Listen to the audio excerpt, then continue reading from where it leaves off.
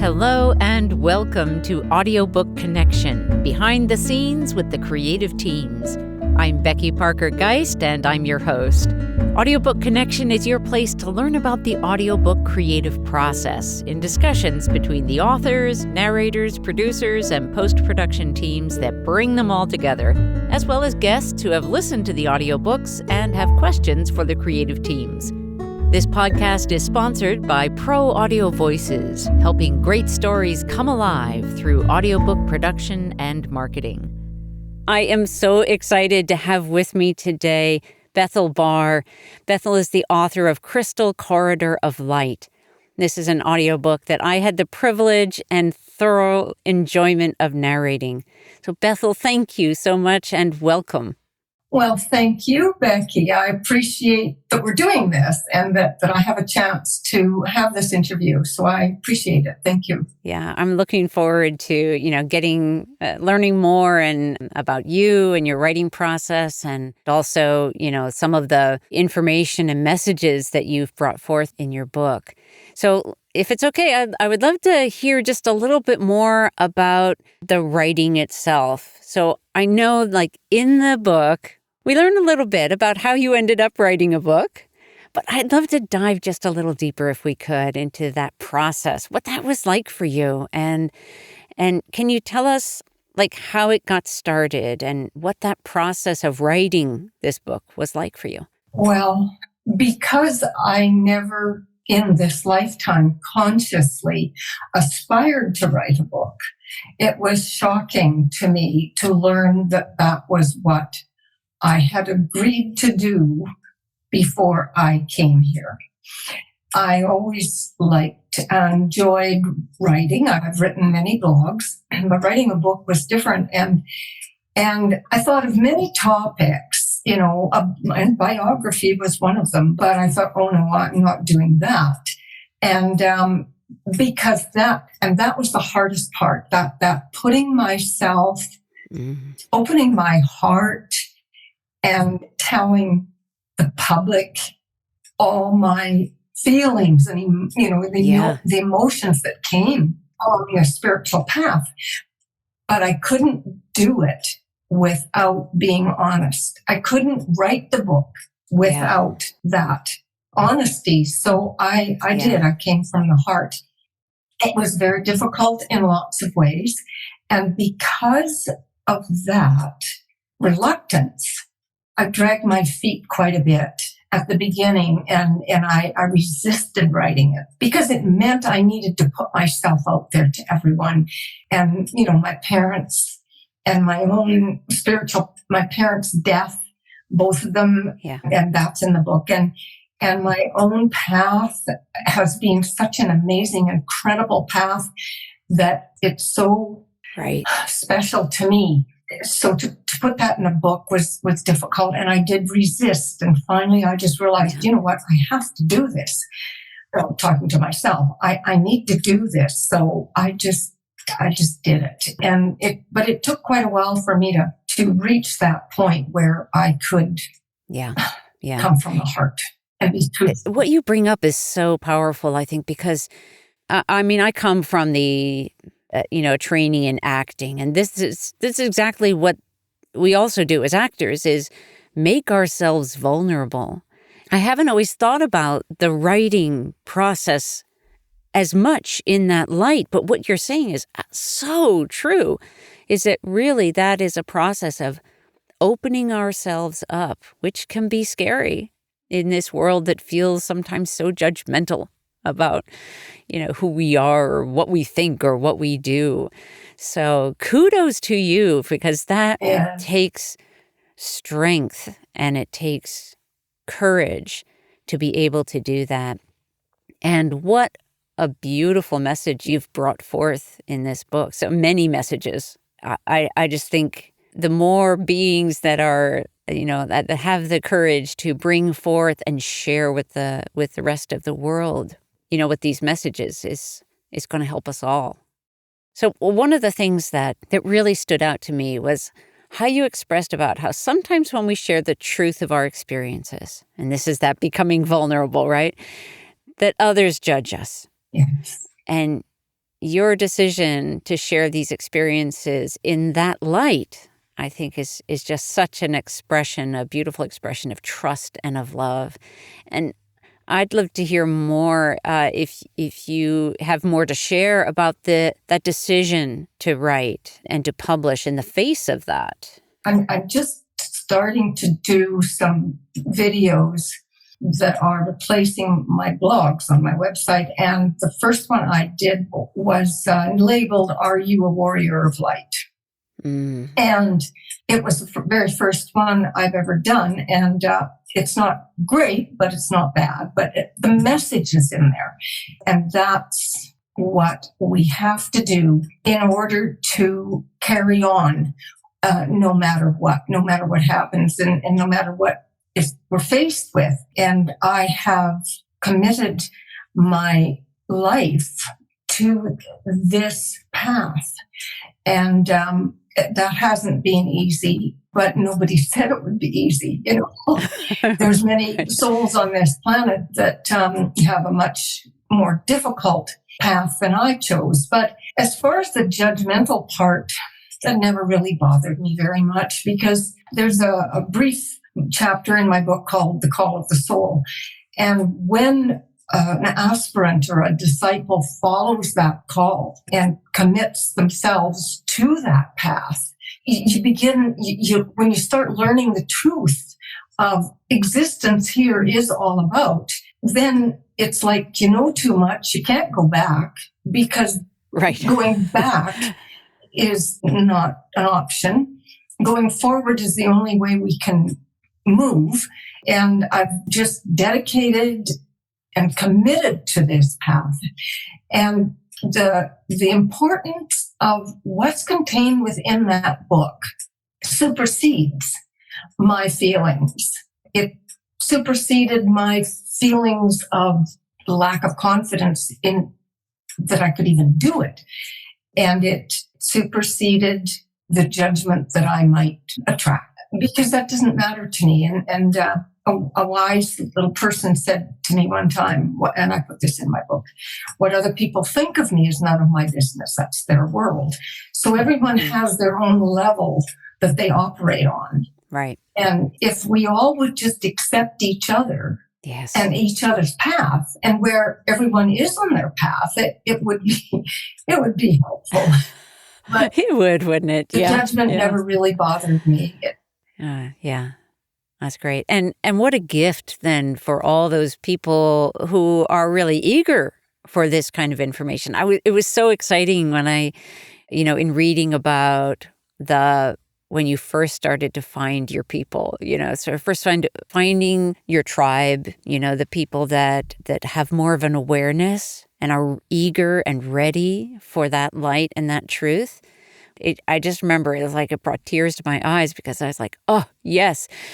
It's in some ways, we think about when in the publishing world, we think about like finding our audience. It was similar to that, but a little bit more like finding your family, There are so many souls who are looking for answers, and they don't know where to look. I didn't. Yeah. I just kept looking. And then everything just kind of fell into place, and the answers came. The more I moved forward, the more I learned, and life finally made sense to me. It never did before I started this path. But there's a lot of people that are starting to question the status quo, starting to say, well, why is our world in such a mess? And it's simply because we put ourselves ahead of others, and it's lack of acceptance of others, and it's lack of understanding of others. And when an aspirant, a disciple, a seeker, whatever you want to call us, reaches for spirit, reaches and makes that connection with the higher dimensions, that's where the answers are. And that's where our real power is, in making that connection. And it's just an amazing journey once that happens. And we begin to learn the truth of what is really going on. Yeah. Beautiful, beautiful. In your book, you share some channeled messages. And I just would love it if you would share a little bit about your experiences in channeling, what that is like, what it feels like or what that experience is like. I don't know if that's something that can be described, but I think people would be really interested. I know I would be. I always had this urge where I wanted to channel. I wanted to bring in those incredible messages of love and hope and encouragement. Yeah. And I always felt inadequate. I thought, how am I supposed to do this? And once I realized to quit expecting it to happen in a certain way, it just happened. And that's what happens. We have expectations about how something is going to happen. And then that's kind of a blockage. And when we just allow, then it's much easier when we're willing and we just say, okay, and that's what I did. You know what? I want to do this. But the messages came to me in a variety of ways, not just one way. I would have clairaudience. I would hear a voice right beside me, like 3 feet from me, and it was always on the right side. It was like somebody was standing there, and I'd look, nobody was there, but I heard this voice. And usually those messages were very short, like a sentence. And then I would get words just pop into my head. And Spirit will give us what we need the way we would best understand it. And I did a lot of meditation. I still do, not as much as I did. But that was my main avenue, was because in meditation, we relax, open ourselves up, and allow more easily. Right. I'm also a dedicated walker, and I walk every day. And as I'm walking along, thoughts will randomly come into my head. And pretty soon I realize those thoughts are given to me for a reason. So then my mind starts to head in a specific direction. And pretty soon I receive a knowing. I just know the answer to something that I've been pondering. And then in meditation, when I channeled the Mother Goddess, that was most of it was in meditation. And I have a little recorder, not very big. And I started recording because I thought, this is great. This is special. Yeah. So I started recording it, and then I thought it was finished. So I finished my meditation, went for a walk, but something told me to take my recorder. So I took my little recorder, put it in my pocket, and I was almost finished my walk when I thought, well, I guess I made a mistake. I guess there's no more coming through. And then it started to come in again. So I took the recorder in my pocket and I recorded out there on my walk. And so that was the Mother Goddess. Archangel Michael's message is very short. And it's in my book right after the introduction. And that one is also very special to me. I received that in meditation. And I think it's, of course, it's told to us by an archangel. So, of course, it's beautiful. But I just love the way the way Archangel Michael put those words together to give to me. It was a huge gift, and I wanted to share it. And some of them I channeled during some of my classes, because 10 years or more, I hosted classes on Meetup. Mm-hmm. I get most of my information as a knowing, but it will also come in if I'm hosting a meeting. I will sometimes feel influx of energy coming in through my crown chakra, and it comes into my body. And especially, it used to happen when we were in the middle of a discussion, like the group, and if Spirit was always there. So if they wanted to interject, then I received this huge influx of energy, and that told me there was something they wanted to give to the group. So then I would allow their words to come through. And sometimes it would come in as energy, and I can't really explain it much better than I just knew what to say. And Yeah. I've received, I do some counseling as well, spiritual counseling. I'm not a doctor. This is spiritual counseling. And I will receive messages that are important to the person that I'm working with. And they will say things in a different way than I do. So I just know, well, that came from them. Let's take a short pause and come right back. Getting your memoir into audio can be a delicate process, best treated with a nurturing and supportive approach. Many authors assume that when a memoir is recorded, it needs to be in the author's voice.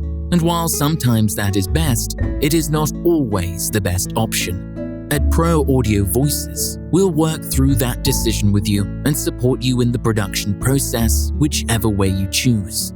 If you decide to narrate, we set you up for success with a range of options, from having an audio engineer and director on the line for every recording session, to getting you properly set up for recording on your own. If we hire a professional narrator, we'll make sure the voice is the right fit for you and your memoir. At Pro Audio Voices, your story is important to us. Let's inspire the world together.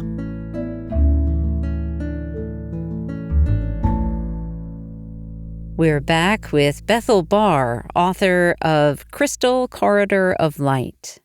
You brought up a couple of really interesting things in your description. One was about that feeling of knowing, and that you recognize that, right? And it seems to me like there are that a part of our work as seekers is to open ourselves and sort of prepare ourselves in a sort of quieting of the chaos and noise of the world in general, so that we can have those moments of clarity around, oh yeah, I know this thing. Or to even, and the other thing that you mentioned was about you would have thoughts. And I was reminded, when I meditate, often as soon as I start meditating, then the clarity of thought is just so much clearer. Oh, okay, these are the things. And then I'll stop and write them down. But, that recognizing the thought as something that we're receiving. So often we have this idea of either we're thinking like we're trying to solve a problem kind of thinking, like I am intentionally thinking through something, or we're just like at the mercy of whatever is in our field, There's something more you've touched on there, yeah. Spirit will tell us that we all channel. In fact, I believe Lord Sananda, Jesus gave me that, and that is in my book. We all channel. We just don't recognize it. Like we channel love and we channel lots of energies, but we're channeling information when we don't even realize it. We think it's our idea, but we have a team of angels and guides and beings working with us all of the time, including our high self. There's ascended masters, there's archangels, there's Archangel Michael said one time, call on spirit. Now, I don't remember his exact words, but call on us. And then what he did say that I remember that were his words is, there are many unemployed angels out there.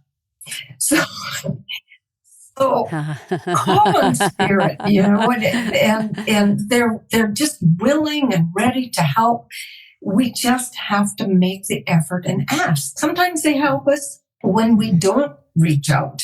But when we do reach out, it makes it a lot better. They can give us more. They can come in more often. We just have to recognize that they're there and allow that connection. It is so incredible.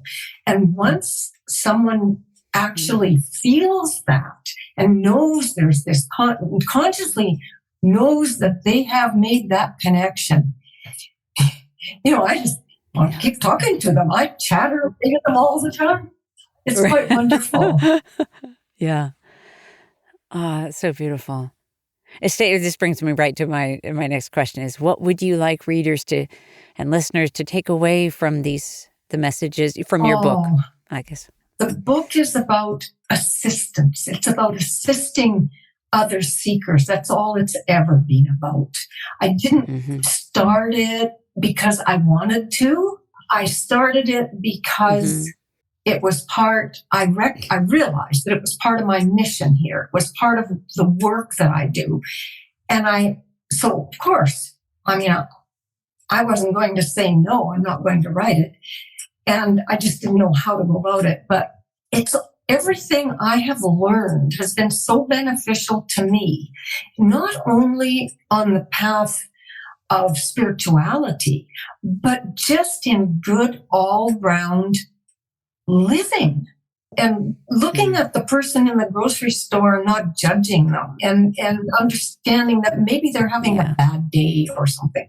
It's helped me in my day-to-day living, accepting and understanding the others and the world around me and why things are the way they are. And that's what's so needed, I think, is that people don't accept others because they don't understand that we're all one, that we're all here. Everyone's playing a role. Karma has something to do with it. And there's really no good or bad. And if humanity hadn't suffered oppression over the eons, we wouldn't have had a chance to grow, because you can't really make a lot of movement forward in evolution if everything's nice all the time. It's only through adversity that we learn to overcome situations and the negative energies. Yeah. So it's all about helping. Thank you. It's all about helping others. It's not about anything else. Yeah, that's beautiful. Let's chat just a little bit about the audiobook and its specifically and the process. I know that when we first talked, you were thinking that you might need to record it yourself, and then we explored having me narrate it. So can you tell me a little bit about that decision? I would just love to tell the world what a wonderful narrator you are, Becky. And the reason I wanted to do it myself was because those are my words, and I put them on paper. I wrote them. And of course, some of it is spirit, from spirit as well. Because as I would write, I would channel often. But because it was my work, I thought there was nobody else that could bring it across to the public like I could. And then I realized that you're the professional in that area, not me. And I just felt like you were the one that needed to do it. And there was my knowing again, I guess. And when the first time I listened to the audio version after you sent it to me, it was very emotional. And I didn't even really realize until then how good you were at what you do. And as far as the rest, the interaction that I've had with your company, Pro Audio Voices, has been a very positive experience. And I would happily recommend your company to anyone, because I've been very satisfied. When I chose your company, I had a few other choices, but I followed my knowing. I followed my intuition, my instinct. I didn't know any of you. I just chose you because that's what felt right. And I haven't been sorry. So yeah, great. I guess I can't really add to that. It's been a very positive experience. And I'm glad that you narrated it instead of me. Well, I'm glad that I got to narrate it, because I love the material. And just, when I am narrating an author's book, it's like I get to step inside your shoes for a little bit. I get to be, it's a very intimate for me as a narrator, that relationship with the material because it is, it's all the oneness of it all becomes very real for me. The oneness of you with the words and the words with me and me with you. I was, to be truthful, I was a bit surprised at how good you were and how you did just that, how you got inside of my head sort of, or my heart, whatever. Mm-hmm. And you were able to bring the message across, and it felt to me like you were coming from the heart. And I was mildly surprised, but pleased. You did a good job. And Thank you. I'm very happy I entrusted my special work to you because it is very dear to my heart. Great. Thank you. Let's let our listeners know how they can learn more about you and your stories. What is the website that they should visit? The website is Crystal Corridor of Light, but I've had, for the actual name of it, it's crystalcorridorlight.com. Crystal Corridor Light, right. Yeah, there's no of in it. And there's on that website is all the links to the books. Great. And then I will be putting the audio one on as well when I get that from the publisher. Great. Very good.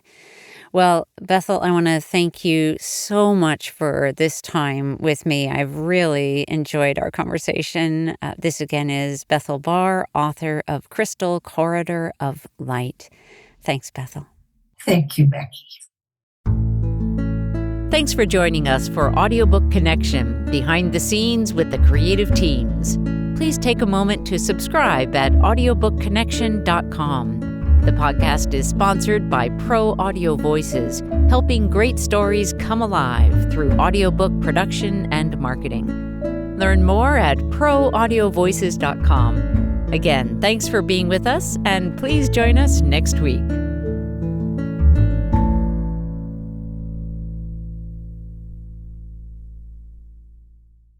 This podcast is a part of the C-Suite Radio Network. For more top business podcasts, visit c-suiteradio.com.